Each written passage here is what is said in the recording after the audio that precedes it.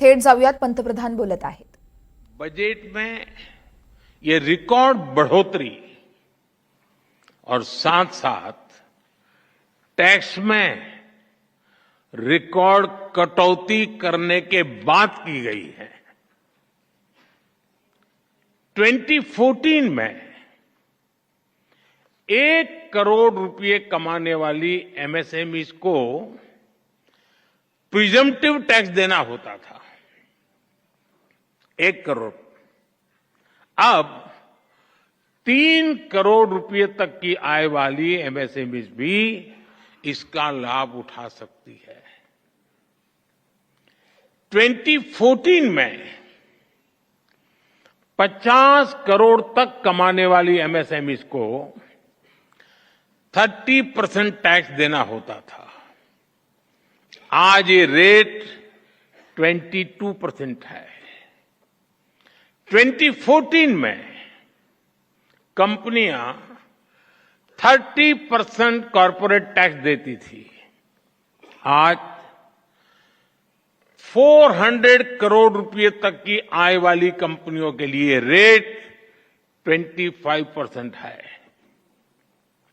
और फ्रेंड्स, बात सिर्फ बजट एलोकेशन बढ़ाने या टैक्स कम करने की नहीं है, बात गुड गवर्नेंस की भी है।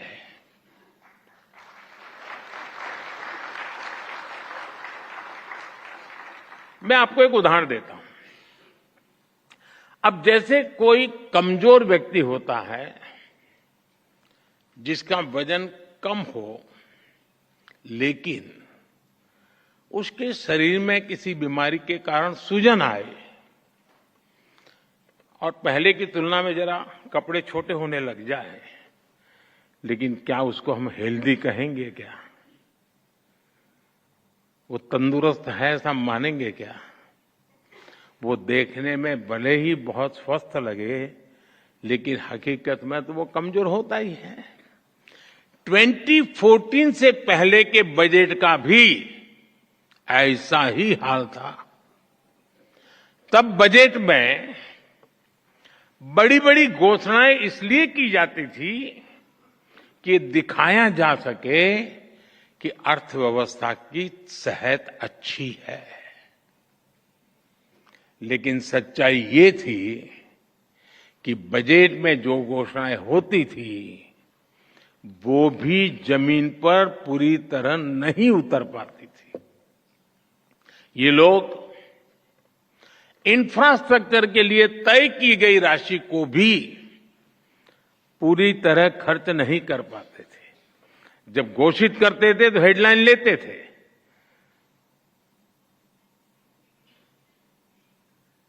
शेयर मार्केट में भी शायद थोड़ी दिखाई देता होगा।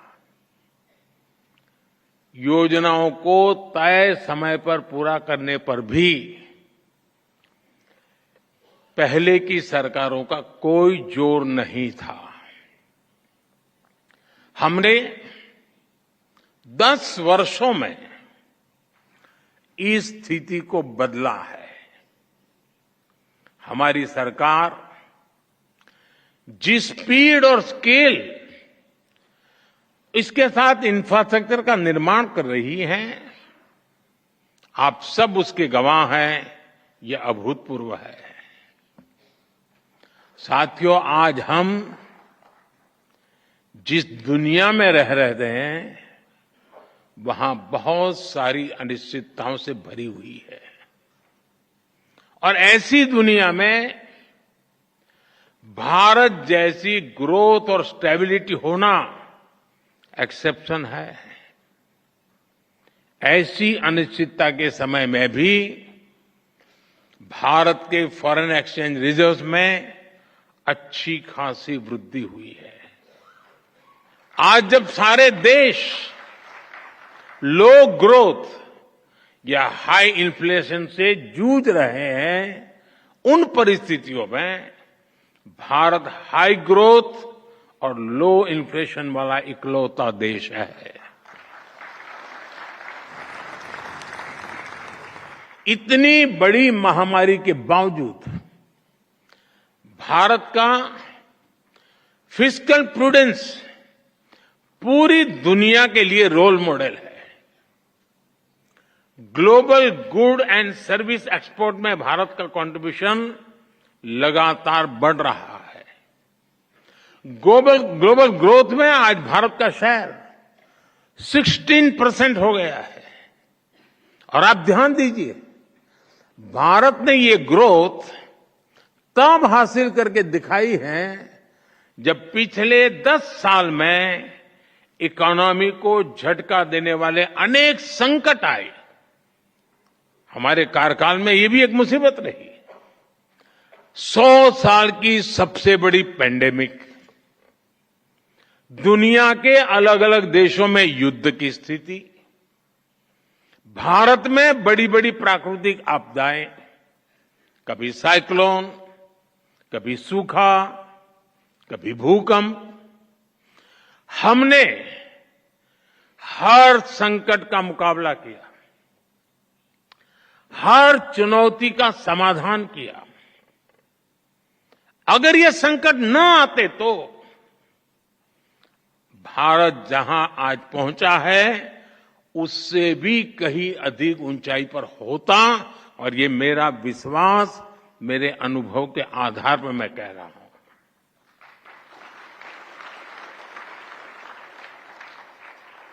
साथियों, आज देश विकसित भारत के संकल्प को लेकर चल रहा है। बीते 10 वर्षों में 25 करोड़ लोग गरीबी से बाहर निकले हैं। हम देश के नागरिकों की ईज ऑफ लिविंग पर फोकस कर रहे हैं। हम देश के नागरिकों की क्वालिटी ऑफ लाइफ पर फोकस कर रहे हैं। साथियों, इंडस्ट्री 4.0 को ध्यान में रखते हुए हमारा बहुत अधिक फोकस स्किल डेवलपमेंट और एम्प्लॉयमेंट पर हमने केंद्रित किया है। आज देश के युवाओं में एक मिजाज बना है कि अपने दम पर कुछ करके दिखाना है। इसमें मुद्रा योजना हो, स्टार्टअप इंडिया अभियान हो, स्टैंड अप इंडिया हो, युवाओं की बहुत मदद कर रही है। मुद्रा योजना से लगभग मदद लेकर के 8 करोड़ से ज्यादा साथियों ने पहली बार कोई बिजनेस शुरू किया है। देश में आज करीब 1,40,000 स्टार्टअप्स हैं और इनमें लाखों युवा काम कर रहे हैं, नए नए साहस कर रहे हैं। इस बजट में भी जिस 2 लाख करोड़ रुपए के पीएम पैकेज की घोषणा हुई है, चारों तरफ उसकी वाहवाही हो रही है, खूब प्रशंसा हो रही है। इसका सीधा लाभ 4 करोड़ से अधिक युवाओं को मिलने का। ये पीएम पैकेज होलिस्टिक और कॉम्प्रिहेंसिव है। ये टुकड़ों में नहीं है, ये इंटरलिंक है, एंड टू एंड एक सॉल्यूशन है। इसका विजन स्पष्ट है। भारत की मैन पावर ग्लोबली कॉम्पिटिटिव हो, भारत का प्रोडक्ट ग्लोबली कॉम्पिटिटिव हो, और सिर्फ क्वालिटी नहीं बल्कि वैल्यू की दृष्टि से भी वो कॉम्पिटिटिव हो। हमारे युवाओं की स्किल बढ़े, उनका एक्सपोजर बढ़े, उन्हें आसानी से रोजगार मिले। इसके लिए हम इंटर्नशिप स्कीम लेकर आए हैं। एम्प्लॉयमेंट जनरेशन करने वाले आप जैसे जो लोग हैं, उनको लार्ज स्केल पर इंसेंटिव मिले, इसका भी हमने ध्यान रखा है। इसलिए ही सरकार ने ईपीएफओ कंट्रीब्यूशन में इंसेंटिव की घोषणा की है। साथियों, हमारी सरकार का इंटेंट और कमिटमेंट एकदम साफ है। हमारे डायरेक्शन में कोई डायवर्जन नहीं है। चाहे नेशन फर्स्ट ये हमारा कमिटमेंट हो, चाहे $5 ट्रिलियन इकोनॉमी का संकल्प हो, चाहे सैचुरेशन अप्रोच को हम अचीव करने का इरादा लेके चले हो, चाहे जीरो इफेक्ट जीरो डिफेक्ट की बात हो, चाहे आत्मनिर्भर भारत का हमारा दृढ़ संकल्प हो, चाहे विकसित भारत के विराट संकल्प के लिए हमारी लंबी दौड़ हो, हम इसके लिए पूरे फोकस के साथ काम कर रहे हैं। हम योजनाओं को निरंतर विस्तार देते हैं, उनकी प्रोग्रेस की समीक्षा करते हैं। आप सरकार की अप्रोच, विकास के प्रति हमारे कमिटमेंट को भली भांति जानते हैं। हम हर बार नए माइलस्टोन्स गढ़ रहे हैं। इसलिए इंडस्ट्री से भी मेरी यही अपेक्षा है कि वो सरकार के साथ कंधे से कंधा मिलाकर विकसित भारत के सपने को साकार करने के लिए सरकार के साथ स्पर्धा करे, सरकार को भी पीछे रख देकर जीत हासिल करे। ये मेरी आपसे अपेक्षा है जी।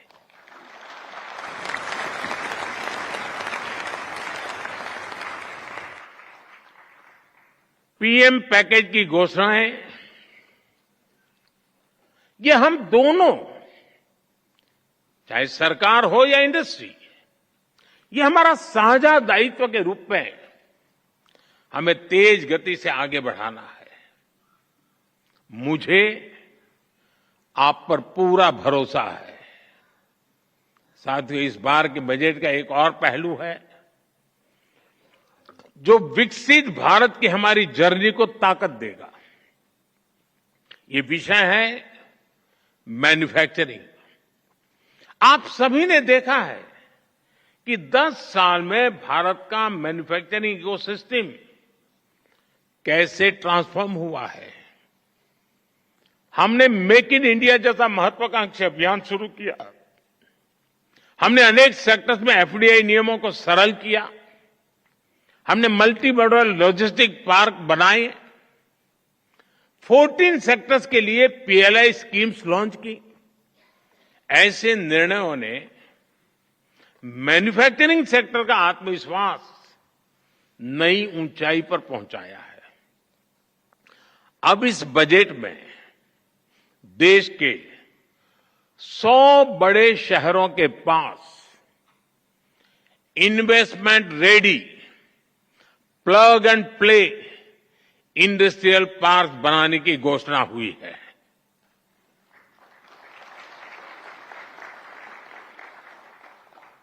ये 100 शहर विकसित भारत के नए ग्रोथ हब बनेंगे।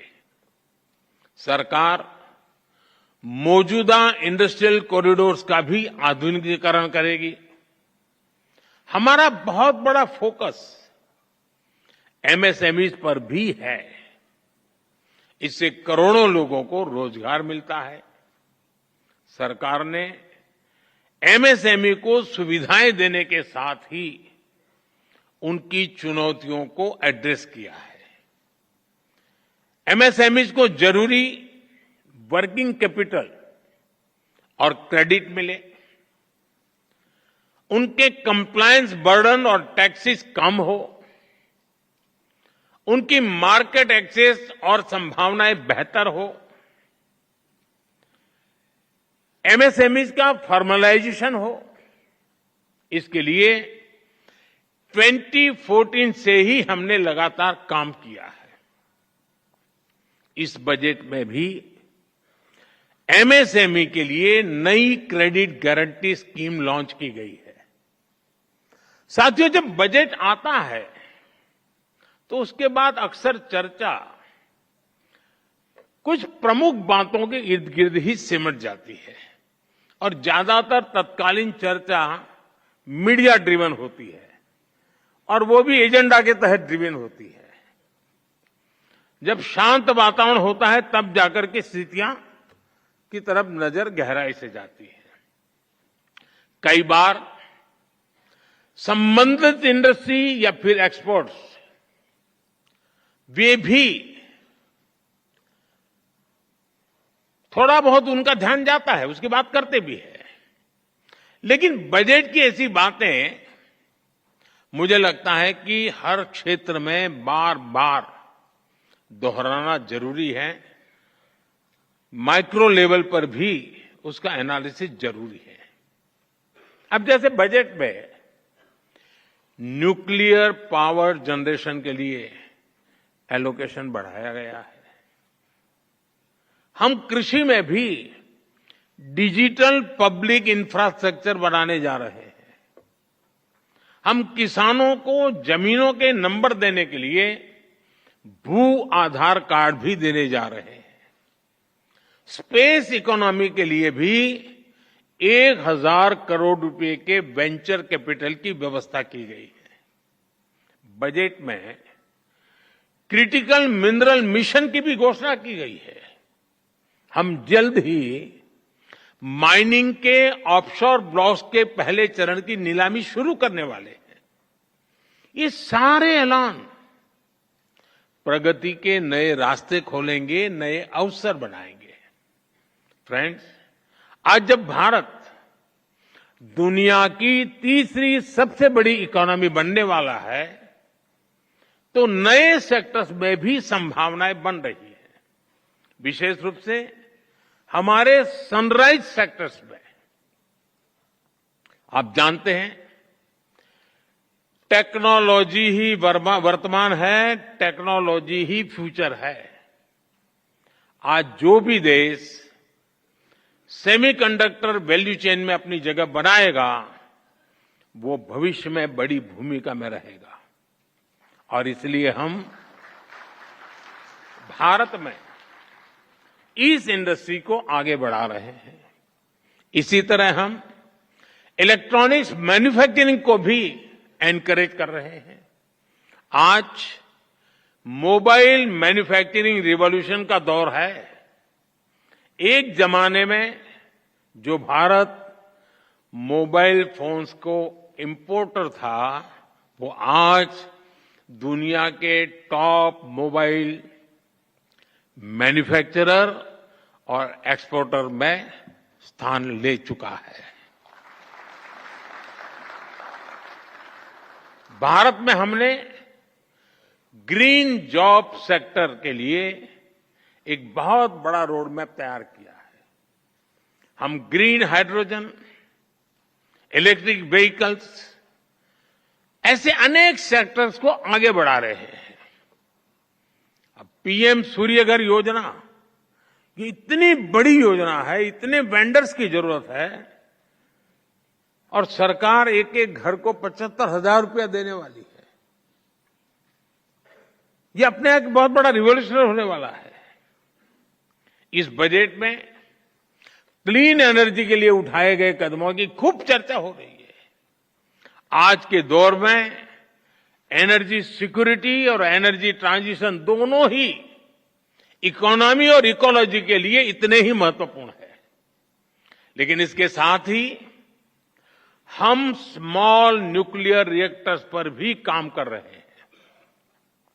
इससे न सिर्फ एनर्जी एक्सेस के रूप में इंडस्ट्री को लाभ होगा, बल्कि इस सेक्टर से जुड़ी पूरी सप्लाई चेन को भी बिजनेस की नई संभावनाएं मिलेगी। हमारी इंडस्ट्रीज और एंटरप्रेन्योर्स ने हमेशा देश के विकास के लिए अपनी प्रतिबद्धता दिखाई है। मुझे विश्वास है कि मैंने जिन भी सनराइज सेक्टर्स का जिक्र किया है, उन सभी में आप भारत को ग्लोबल प्लेयर बनाने वाले हैं।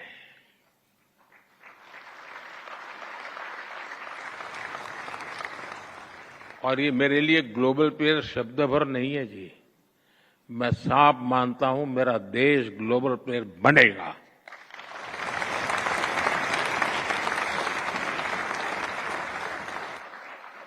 साथियों, हमारी सरकार के पास राजनीतिक इच्छा शक्ति की कोई कमी नहीं है और इससे तो आप भी परिचित हैं। हमारे लिए देश और देशवासियों की आकांक्षाएं, उनके एस्पिरेशंस, ये हमारे लिए सर्वोपरि है। मैं इंडस्ट्री को, भारत के प्राइवेट सेक्टर को भी विकसित भारत बनाने का एक सशक्त माध्यम मानता हूं। मैं आप जैसे साथियों को, वेल्थ क्रिएटर्स को भारत की ग्रोथ स्टोरी का प्रमुख ड्राइविंग फोर्स मानता हूं और मैं लाल किले से भी गर्व के साथ इसका जिक्र करने में संकोच नहीं करता हूं। साथियों, पूरी दुनिया की नजर आज भारत पर है, आप सब पर है। आज भारत की नीति, भारत की निष्ठा, भारत का निश्चय, भारत के निर्णय और भारत में हो रहा निवेश पूरे विश्व की प्रगति का आधार बन रहा है। दुनिया भर के इन्वेस्टर्स यहां आने के लिए लालायित है। वर्ल्ड लीडर्स भारत को लेकर पॉजिटिविटी से भरे हुए हैं। ये भारत की इंडस्ट्री के लिए बेहतरीन मौका है, गोल्डन चांस है। हमें इस मौके को गंवाना नहीं है। मैंने नीति आयोग की बैठक में भी, अभी जब मुख्यमंत्रियों से मीटिंग हुई तो मैंने उनसे कहा है कि इन्वेस्टर फ्रेंडली चार्टर तैयार करे हर राज्य। राज्यों के बीच एक हेल्दी कंपटीशन हो इन्वेस्टमेंट को आकर्षित करने के लिए। और मैं नहीं चाहता हूं कि मेरे देश का एक भी राज्य पीछे रह जाए। निवेश के लिए नीतियों में और स्पष्टता लाएं, बेहतर माहौल बनाएं, गुड गवर्नेंस का एहसास हर कदम पर होना चाहिए ताकि निवेशक देश के हर राज्य में जा सके। साथियों, मैं गत 10 वर्ष के अनुभव के आधार पर और विश्व की स्थितियों को बारीकी से जानने के बाद मैं पूरे विश्वास के साथ कहता हूं कि देश जब आजादी की शताब्दी मनाएगा, भारत की आजादी के जब 100 साल होंगे, वो शताब्दी हम विकसित भारत के रूप में मनाएंगे।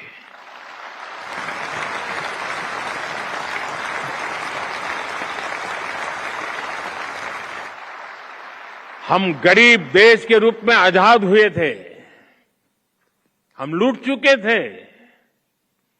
दुनिया में जो कोई भी लूटना चाहता था लूट रहा था, आखिरी मोमेंट तक लूटे गए थे। और फिर हमने हमारी यात्रा शुरू की थी। 100 साल के भीतर भीतर सारे अवरोधों को पार करते हुए, संकल्पों को चरितार्थ करते हुए शताब्दी विकसित भारत की मना करके ही रहेंगे। हम रहे न रहे, हमारी पीढ़ियां आने वाली विकसित भारत को गर्व से जिए, ये सपने लेकर चलना है।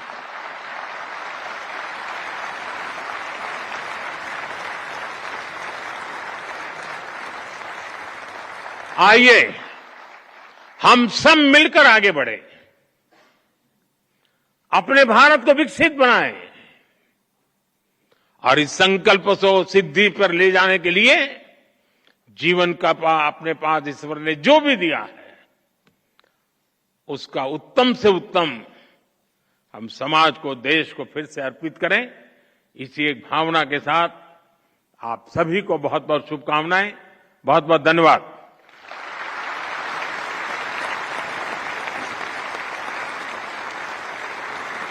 मोठी अर्थव्यवस्था होणार 2014 मध्ये भारताचा यावेळेस मोठ्या संकटांना सामना होता। 25 कोटी नागरिक यावेळेस गरिबीतून बाहेर आले आहेत असं यावेळेस पंतप्रधान नरेंद्र मोदी यांनी म्हटलं आहे। शिवाय भारत जगातील तिसरी मोठी अर्थव्यवस्था होणार असं देखील पंतप्रधान नरेंद्र मोदींनी म्हटलं आहे।